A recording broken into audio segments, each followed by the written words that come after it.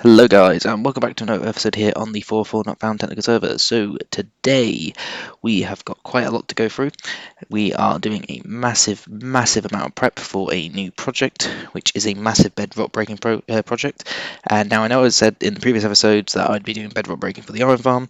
We won't be looking at that just yet. We've got more pressing things now, so yeah, more projects keep coming up and we've got more pressing things to do, so that is going to be something to do in hopefully not the too distant future, but I promise I will get back to it as soon as we have done for these other projects. Now, this is a massive bedrock breaking project. DH is going to be the one spearheading it, and I'll go into more details about that in just a couple of minutes. But first of all, I just want to show you the new perimeter we have on the server, which is the spawn perimeter. Pretty much no blocks except for bedrock and a few layers here, and we did blow up the layers here just so it was easier to get rid of all the blocks at y equals 6. Otherwise we would have to make flying machines to bring it all up and then launch the dupers again, so it was a bit easier just to blow up all of the blocks down to this level, and that was that. But yeah, but this is essentially the spawn point. So we've got the portal here for the spawn, and then we've got this pool of water, which is meant to stop you falling into your death or getting into an infinite death loop if you don't set your spawn, or if you first join the server. So you end up spawning up there and you'll fall down into this place spot right here. So if I go to the end just to demonstrate this, although I feel like I haven't reset my spawn, so let's just go ahead and do that. Alright, respawn set, get rid of that, and then put that there. Let's now go to the end. Right, so here we are in the end. Let's now land, and let's now go back into the overworld, and you'll see that we will end up at spawn.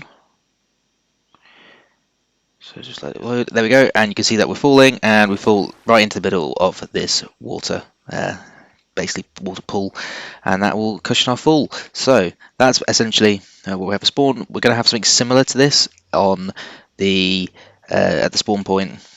When we've actually decorated everything, the plan is to have like a sort of map art sort of thing on the floor, and then don't know about the walls. I think eventually the walls will be properly decorated, like very nicely decorated, but for now I think we're just going to go with a simple wall.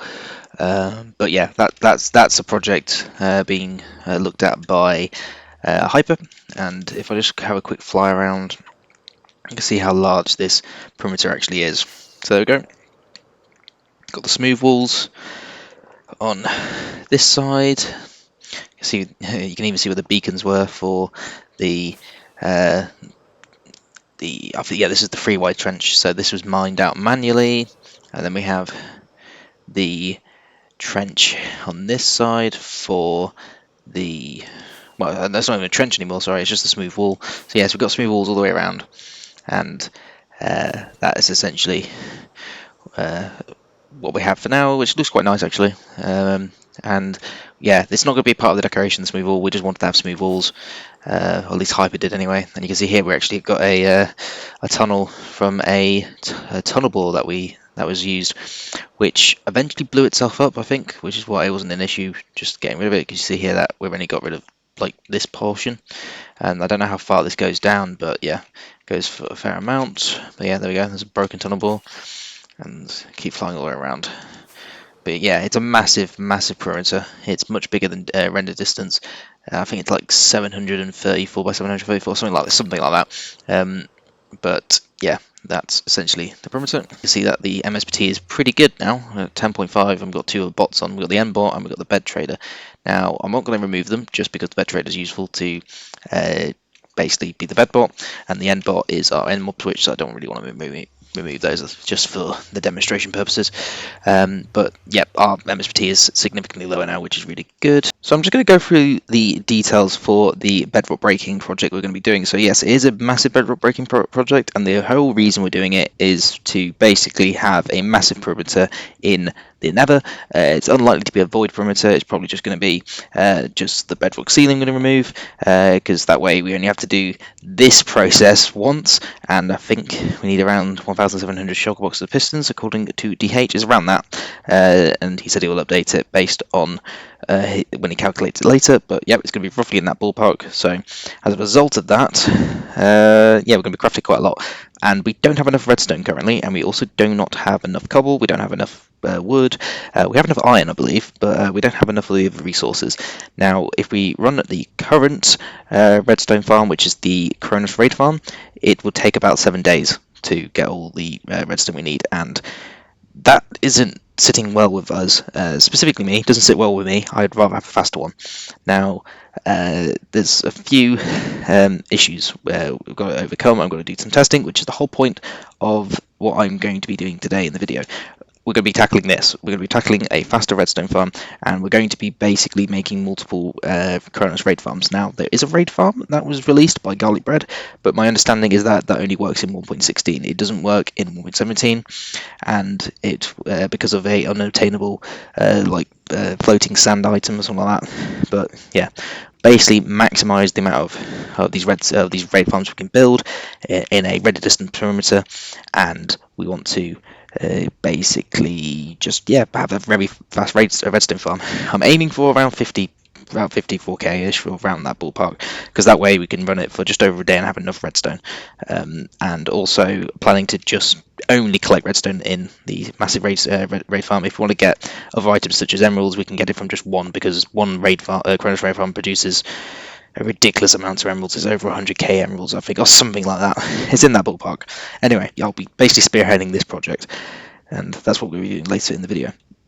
Now, we might need a faster log farm. I can't remember what the rates are for the current log farm. Yeah, we need to look into that and maybe make a faster one. We need a lot more logs than we do redstone and iron, for example. So the exact number of pistons we have will be the exact number of redstone and iron we need.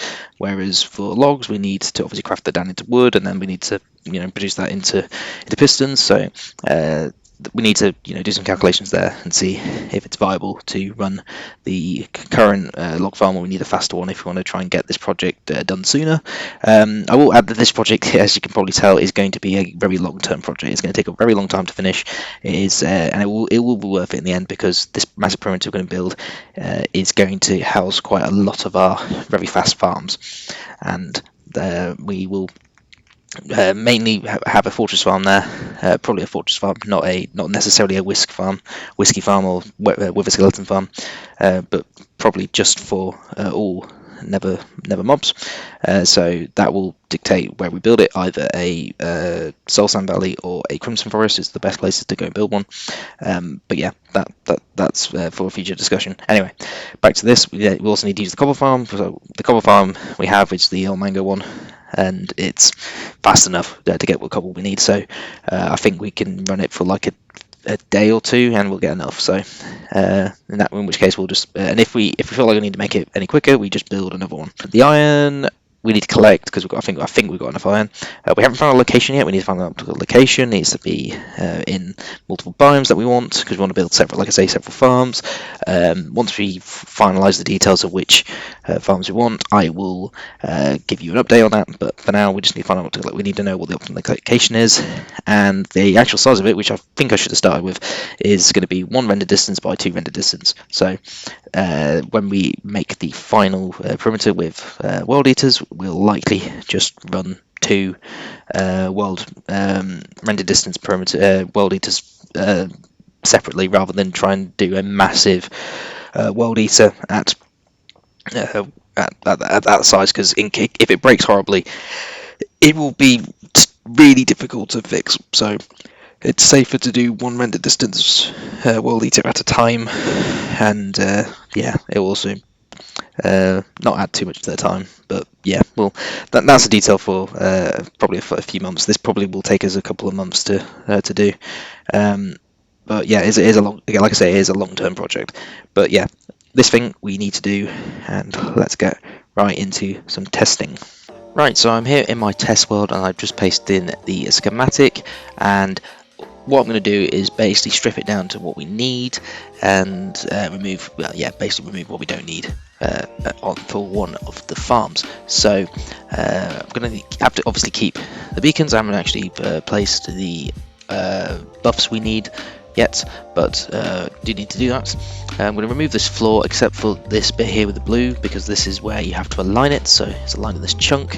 I've also got it so that this is at 140. That was also what was detailed in the video. You've got to have the blue glass at Y equals 139, and yeah, everything else it's then aligned perfectly, so you can get the raid spawning and all that sort of thing. I don't want to mess with that. I don't want to move it around. I'm not 100% confident with raid farm mechanics, as I am with some other parts of technical Minecraft, but so that's why I'm going to keep it like that. But yeah, the rest of it I'm going to remove. So the storage going to completely remove. Going to also remove the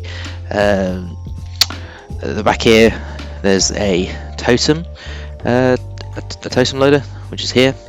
It goes onto here. You can sort out totems as well as some other unstackables. Yeah, won't be collecting those because I don't want to collect them. I'm going to be binning them all. So a lot of this here is going to be removed. Same with the storage over there, and then the water stream is going to be slightly changed. And what else do I want to do? I also actually do want to do some portal slicing. I want to remove this bit here so that we don't get zombie pigmen spawning, and I don't have to worry about turtle legs and that sort of thing, because that's honestly a bit of a pain, and I'd rather not having those spawn. So I'm going to remove those. Now this server is not as powerful as the server on 4.4, so I will use this as a fairly decent benchmark, but I expect it to be hopefully less laggy on 4.4. So I have just ran the tests for about 4 hours on my test server, and the average MSPT is about, well, right now it's about 16, but it sort of fluctuates mainly around 10. So that's really what the server really runs out most of the time. Occasionally spikes up to 16, 14 or so, that's around that level. But if we have a look at what happened in the 4 hours I ran it for, got some lifetime tracking stuff, and most of the XP gets destroyed as I wanted to, because don't want to have any of that, and pretty much all of it gets collected. So I believe there in that statistic there for the other, that is actually due to the carpet rules we have enabled, which is the next XP no cooldown and XP combine orbs, which we have enabled on 4.4, which is what I have enabled on my test server. And yeah, you can see there that out of the ones that don't combine, only 21.1% gets picked up, and the rest are destroyed by the cactuses, which is what I wanted, and that's not been changed. That's the same as in the original farm. As for the items themselves, you can see here that the most important one, we don't care about all the others, but if you're interested in what I found from the 4 hours I did it for, this is what it is. But redstone dust is the most important one, and that is 11,050.5 redstone dust per hour. Now need to modify a few more things, and I want to actually do item sorting for just the redstone, and I'm going to use a pretty new trick that was demonstrated by Methods, and I will link that video in the description. But let's have a look at what this trick is and try and incorporate it into the farms. Okay, so unfortunately this stack separation technique will not work for our needs. You've turned the raids off, but this bit is still activated, and it's just still got this massive amount of entities here, and it's only sorting mainly the unstackables, and that's why this doesn't work. There are more unstackables than there are stackables in terms of item entities, so it's more likely to get rid of those first, and that's why it's not working here, which is what I sort of suspected would happen. But I'm glad I tested it anyway, just to say that we can't actually use it here. So it's really unfortunate, because this is actually quite a cool little technique. But yeah, so I'll still link Methods' video in the description for where I got the contraption from. Okay, so this is the storage system that I have decided to basically use. It's a very simple single hopper speed item sorters, feeding it into single hopper speed shulker box loaders, and yeah, that's really it. It's just nothing too fancy. This is the same as in the slime farm, and well, it's ever so slightly different in the slime farm, but yeah, essentially the same. However, here I am having to do item sorting, whereas in the slime farm technically you don't. And you can see that a shulker box just finished, and the idea will be that once it's dispensed, it will fall down to the perimeter floor, and at the perimeter floor it will then go into water streams on the floor itself, and then be sent to a central location where the shulker boxes will then be stored in chests. Also, the farm on my test server is running around 9 to 12 MSP right now, and well, now it's going back up again. And it's typical that when I decide to showcase it, it goes up to the maximum amount of MSP you can have. However, it's just like a sort of usual sort of lag spike sort of thing, and I suspect that's due to the nether side, with more mobs being there to basically get killed. But yeah, that's really it. Pretty simple actually. The entire thing. This is pretty much the entire thing. It's getting late, so I'm going to finish this for the day, and then I'll come back tomorrow to start adding more and more farms. So I will see you tomorrow. Okay, so I've added the second raid farm in here now. I haven't tested it yet, so I don't even know this is going to work, but I'm hoping that this is the distance I can put them. Essentially, what we're going to have is a sort of diamond shape for all of them. They're all going to be facing in the same direction, because I don't want to modify any of the orientations. I'm pretty sure it's not directional, the farm, but I'm not taking any chances. So I'm going to just leave that as is. The beacons I'm going to actually remove and put hopefully just 1 or 2 in the center. That way we can use less beacons, because we don't actually have a whisk. Well, we do have a whisk farm, but we don't have a decently fast one. We've still got the starter one that we have just to get all the beacons we need, so it'd be easier just to get less beacons. And additionally, we do need to get some wither skeleton skulls, of course, for the farm, so we will need to grind those anyway, but less beacons the better. Is essentially the philosophy you want to go with. But yeah, I will now explain why I have chosen it to be like this, instead of just say in terms of a square, and that's because it will make everything a bit more compact overall. Even though we're going to be using a render distance parry, I would like to have it as compact as possible, because it looks nicer that way and also satisfies my OCD in a little way. But yeah, let's actually turn on the cylinders here. So we've got 2 cylinders, and this dictates the areas in which the raids can spawn around the center of each raid farm. So let's turn off that one, because that one's the second one. This is the original one, the one that I've been testing. Now the center of the raid is roughly in line with the villages here. So the center is shifted due to the stacking mechanic, where you just shift the composters around. Then that's what makes this faster. I won't go into full details about how this works and all that. You have plenty of videos to watch, so like I say, I'll link the original Kronos farm in the description, which you can refer to. But yep, essentially around this area is the center. A bit further down is where the raid will actually start its choosing the spawnable location, and it chooses it within this cylinder here. Now the raid will spawn at the highest block in this cylinder, so if it can find a spawning place, it will randomly choose it, and the only ones it can choose are the packed ice here, or is it blue ice? I think it's blue ice. Yep, blue ice.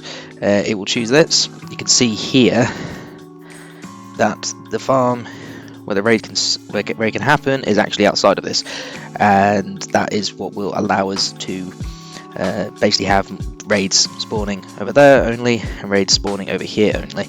Okay, so this has not been a success to what I wanted. You can see that raids are spawning on each side, but you can see that, look, it's stopped on that side, and yeah, now starting again. Yeah, so there's periods where it stops on one side and starts on the other, so I believe that they're interfering with each other. I need to increase the distance somehow, and I'm not too sure what that distance is, so I'm going to do a little bit more research and see what distance we can go with. Okay, so I reckon the reason that these are interfering with each other is because of this particular sphere. Now this is a rough sort of estimation. It's around it's at the X and Z center of the village, but because we're shifting the center of the village all the time with these farms, it's difficult to determine where the actual center is.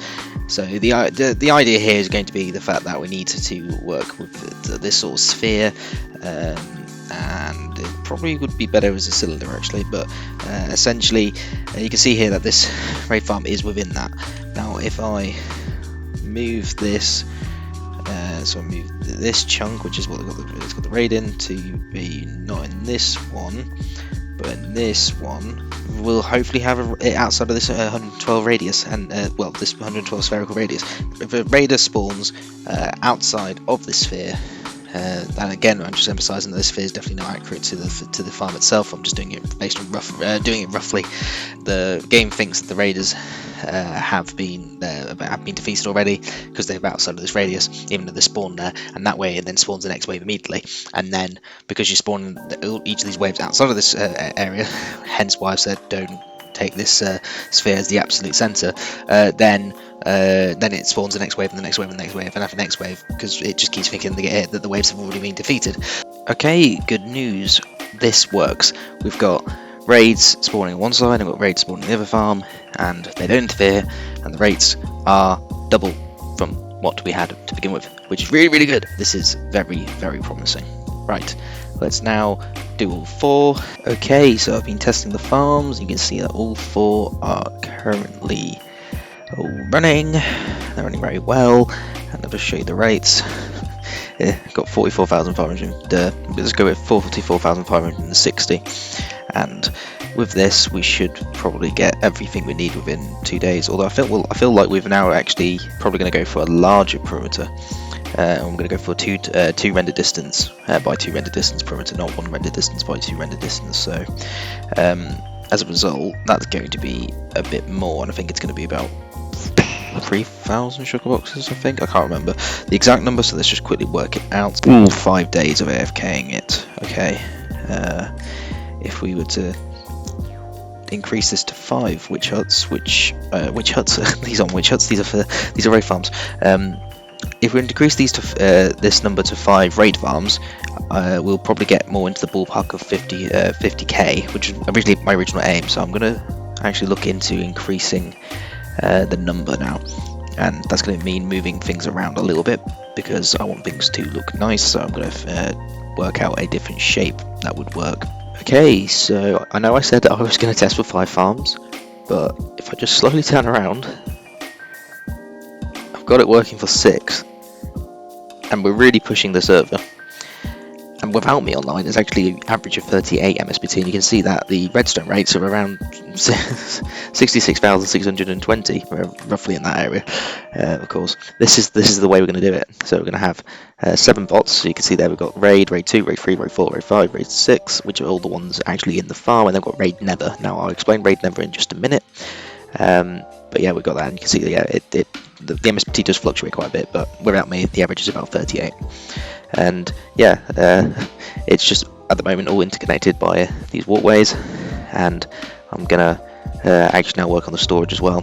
So here you can see that we've got this raid never. I mean, at the moment the raid's just the never is just completely void, because my testing world is basically just the same as the Skybolt generation, and yeah, so the lag caused by the raid, this bot is very minimal. So on the server it will probably be around maybe 6 or 8, don't know, depending on what it loads. We'll have to obviously find out when we do it on the server. So 6 is the aim, but if we have to go down to 5 and operate at 5 because the lag's too high, if we run with 6, then that's fine. We'll just have to do some lag busting to make sure that we can get it to work on 6 in the future. But yep, we can get to 6 in theory, so we'll go with 6. Anyway, there's raid never, and you can see over there, well, you can't really see anything over there. You can just see there's a big lava box, and that is to kill the Ravagers, but only if you accidentally load them in, because if you look here, they're instantly despawning. And if I do load them in, now bear in mind, if I have to go into creative mode for this, as soon as I go anywhere near them, you can see that, yeah, fire, and then the lag's going to get up quite quickly. There is a lot of Ravagers there. Yep, it's very quickly getting, there we go, yep, too high, it's way too high, it's way too high, let's get back. Yeah, if the bot wasn't here, then we would end up with all those Ravagers just piling up. Even if there was no bot in the never, no player was in the never, they would still be there, they'd be in the fully loaded chunks, and they'd just be dying like that. And this is very lucky, clearly, so we need to not do that. So we got the raid never, just to make sure they all despawn. Okay, so I've now connected everything up, and I've actually removed all that the glass platform because I decided it looked a bit weird, and also limited us a little bit on the decoration when we get to it.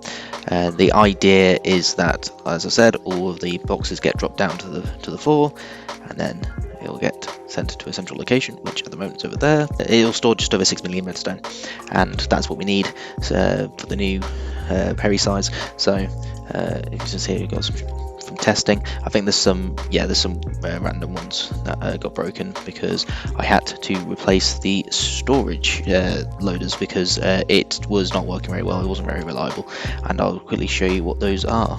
So here are the new box loaders. So they're now 2 times hopper speed box loaders, and it is designed by Leo. It's a very new design, which is what I've not used before, and it is very reliable. This works very, very well. If I knew about this for the Hogling farm, I would have done the Hogling farm like this. So for you, those of you that have seen my Hogling farm video, you'll know that the storage the loaders are quite large. This compacts it down quite a lot, and it is even more reliable than that one. This is how you do the filters. So you've got a standard one. So here it's got 38 because of the way the redstone works. Here it's 41. Doesn't really matter. It's just a tiny little thing, but never goes below 38. And then in this one, you can do it like this. You can also fill it up completely with redstone, but here I've gone with unstackables because it means you can use less redstone. And same with that one, and then same for this one. And then the dropper is completely full of the item that you're sorting, and then it just points directly into the shulker box. The only addition that I've made is down here, where I have basically butchered it a tiny bit. But basically, once the box is broken, it comes down here, goes into these hoppers here, which goes into this dropper, and then a simple clock that's activated, and then you have the powdered snow here to align the item so it falls directly down in the middle, and it will land at the bottom here. And it's the same on every side, so you've got this weird sort of layout. I didn't really care too much about symmetry. I just wanted to get to the center, where I have also put a nether portal, which will indicate our way to get to and from the farm. Unfortunately, that's going to have to be all for this video, as I am running out of time. Last episode was quite long, so I don't want to repeat that like last week, so again, sorry for that. But yeah, I'm going to have to end it here. In the next episode, we will begin work on the perimeter for these farms, and then if there's time in that as well, we will start building up the farms. Anyway, if you did enjoy this video, please consider liking it, subscribe if you'd like to see more, and I shall see you again real soon. Bye bye.